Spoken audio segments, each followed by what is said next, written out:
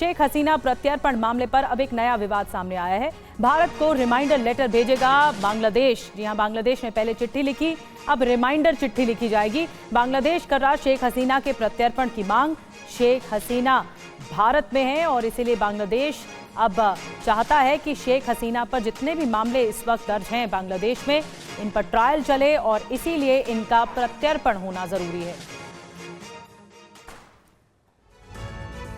मोहम्मद यूनुस जैसे जैसे पाकिस्तान के करीब आ रहे हैं, उनकी भारत विरोधी गतिविधियां भी बढ़ती जा रही हैं। मोहम्मद यूनुस का भारत विरोधी एजेंडा बांग्लादेश को पाकिस्तान के करीब पहुंचा चुका है।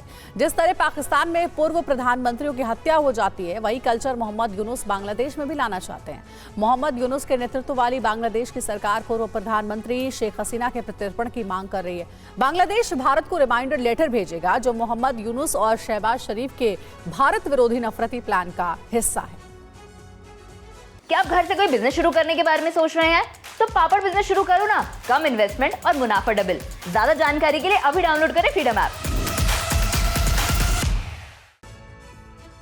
और मोहम्मद यूनुस भारत विरोधी एजेंडे पर लगातार काम कर रहे हैं। बांग्लादेश की शेख हसीना के प्रत्यर्पण की मांग पहले की गई थी।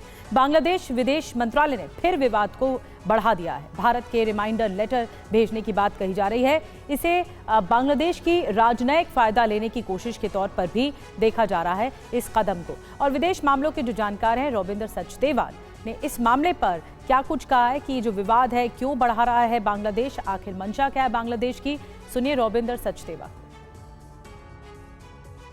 ये जो इंटरिम सरकार है, इसको ज़्यादा तो चला रहे हैं जो स्टूडेंट प्रोटेस्टर्स थे और बांग्लादेश के ब्यूरोक्रेट्स, परंतु हाँ, पीछे से अवश्य ही बीएनपी के लीडर्स, जमात के लीडर्स, इस्लामिक लीडर्स और रेडिकल आउटफिट्स के लीडर्स भी प्रेशर बना रहे हैं इस सरकार के ऊपर, और ये सरकार उनके प्रेशर के अंदर झुकती जाती है। या फिर इस सरकार की अपनी ही खुद की मंशा है कि इस्लामिक हार्डलाइनर्स के साथ काम किया जाए और बांग्लादेश को एक हार्डलाइन इस्लामिक देश बनाया जाए। तो इन दोनों चीज़ों के कॉम्बिनेशन में बांग्लादेश की फ़िलहाल की सत्ता और इनफैक्ट आने वाले समय की सत्ता का भी यही चांस है कि जो भी आएगी वो कट्टरपंथ की तरफ ज़्यादा बढ़ती जाएगी। बांग्लादेश के पूर्व प्रधानमंत्री शेख हसीना के बेटे संजीव वाजिद बेहद ही गंभीर आरोप लगा रहे हैं। उन्होंने कहा है कि यूनुस नीत अनिर्वाचित सरकार का कोर्ट पर दबाव है। बीएनपी के दबाव में शेख हसीना प्रत्यर्पण की मांग की गई है। आज प्रतिशोध के लिए न्यायपालिका का दुरुपयोग हो रहा है। राजनीतिक उद्देश्य के लिए कंगारू न्यायाधिकरण बनाया गया। इंटरनेशनल क्राइम ट्रिब्यूनल की सुनवाई हास्यास्पद है। आवामी लीग के सैकड़ों कार्यकर्ताओं की हत्या हो रही है। हजारों कार्यकर्ताओं को अवैध रूप से कैद किया गया है। बांग्लादेश में हर रोज लूटपाट, तोड़फोड़, आगजनी हो रही है। और मैं आपको बता दें कि बांग्लादेश में हिंदू अल्पसंख्यकों पर हो रहे हमलों ने न केवल सामाजिक और राजनीतिक स्तर पर बहस छेड़ी है, बल्कि इसका असर भारत और बांग्लादेश के व्यापारिक संबंधों पर भी पड़ा है। दिल्ली के Kashmiri Gate auto parts market के व्यापारियों ने बांग्लादेश के साथ व्यापार बंद करने का फैसला किया। ये बहुत बड़ा कदम है। ये कदम भारतीय व्यापारिक समुदाय की नाराजगी जताता है, दिखाता है कि कितना विरोध है। ये कदम सिर्फ आर्थिक नहीं बल्कि नैतिक और सामाजिक जिम्मेदारी का हिस्सा है और बांग्लादेश सरकार पर दबाव बनाने की कोशिश भी है।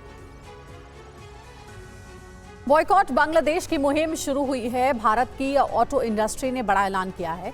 ऑटोमोटिव पार्ट्स मर्चेंट्स ने बांग्लादेश से व्यापार बंद करने का फैसला किया है। बांग्लादेश में ऑटो पार्ट्स का एक्सपोर्ट बंद कर दिया गया है।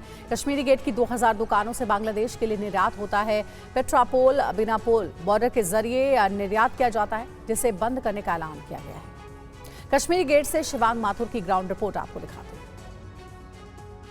बांग्लादेश में जिस तरीके से हिंदुओं पर अत्याचार हो रहा है, वहां के मंदिरों को तोड़ा जा रहा है, उसके विरोध में भारत के व्यापारियों ने कड़ा विरोध जताया है और वहां के व्यापारियों को बाध्य करने के लिए यह फैसला लिया है कि वो यहां से जो सामान एक्सपोर्ट होता है, खासतौर पे ऑटो का सामान जो यहां कश्मीरी गेट से एक्सपोर्ट होता है, उसको 15 जनवरी तक बिल्कुल बाधित किया जाएगा, ताकि वहां का व्यापारी परेशान होकर वहां की सरकार पे भारत के साथ अच्छे रिश्ते बनाने पे मजबूर हो और साथ साथ यह इंश्योर करा जा सके कि वहां का हिंदू जो है वो सेफ हो। इस वक्त हम एक दुकान पर हैं, आपको समझाने के लिए कि आखिर कौन से वो सामान हैं जो भारत से बांग्लादेश भेजे जाते हैं। मेरे पीछे जो आप ये सारा ऑटो पार्ट्स का सामान देख रहे हैं, ये छोटे छोटे वो ऑटो पार्ट्स के सामान हैं जो वहां की गाड़ियों को तैयार करने में, वहां की गाड़ियों के निर्माण कार्य में काम आते हैं।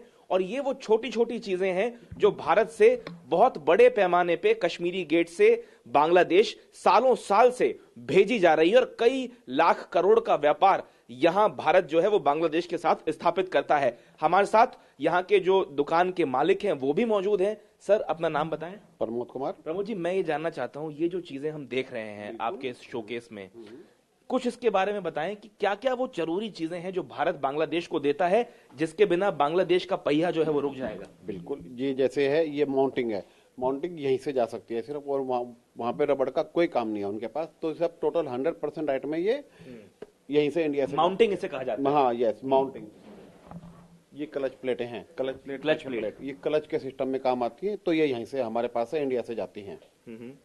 ये देखिए, ये जो है ये क्लच प्लेट है जो भारत यहां से सप्लाई करता है, यहाँ के एक्सपोर्टर्स भेजते हैं बांग्लादेश।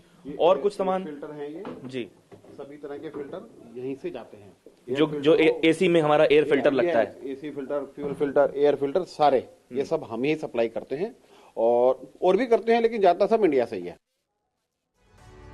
तो यहाँ से बड़ी तादाद में जो माल है वो एक्सपोर्ट होता है बांग्लादेश, लेकिन इसे रोकने का फैसला किया गया। ऑटोमोटिव पार्ट्स मर्चेंट्स एसोसिएशन के अध्यक्ष विनय नारंग ने इस मामले में क्या कुछ कहा है, आपको सुनवाते हैं। नारंग साहब, क्या कुछ तय हुआ है और किस रणनीति के तहत, किस सोच के तहत आप लोग इस फैसले पे पहुंचे हैं? सबसे पहले तो TV9 भारतवर्ष का तहे दिल से शुक्रिया कि इतना इम्पोर्टेंट मुद्दा आपने अपने चैनल के थ्रू उठाया है। रही बात कश्मीरी गेट में, ऐसा है जी, हम ऑटो पार्ट्स के वर्ल्ड में सबसे बड़े ट्रेडिंग सप्लायर्स हैं। और आप मानेंगे नहीं, चाइना, ताइवान और जर्मनी की जो आइटम्स होती हैं वो भी इंडिया के थ्रू दूसरी कंट्रीज में जाती हैं। हमारे मुख्य रूप से हिंदुस्तान के साथ जैसे नेपाल, बांग्लादेश, श्रीलंका, साउथ अफ्रीका, इन सब कंट्रीज में भारत से ही सप्लाई जाती है। अब ये जो हिंदुओं के साथ जो बर्ताव हुआ है, जो मंदिर तोड़े गए हैं, एज ए हिंदू हमारी मार्केट ने सबसे पहले निर्णय लिया कि हम इनकी सप्लाई रोकेंगे। हमें जो भी इकोनॉमिकल नुकसान होता हो, जो भी हमारा काम रुकता रुके, लेकिन जब तक ये लोग अत्याचार बंद नहीं करेंगे तब तक हम इनको माल सप्लाई नहीं करेंगे। और अब आपको कुछ डेटा बताते हैं। बांग्लादेश 90% ऑटो पार्ट्स भारत से लेता है।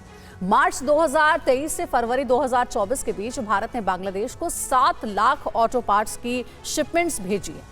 साल 2023 की बात की जाए तो लगभग 750 करोड़ रुपए के ऑटो पार्ट्स यहां से बांग्लादेश भेजे गए हैं।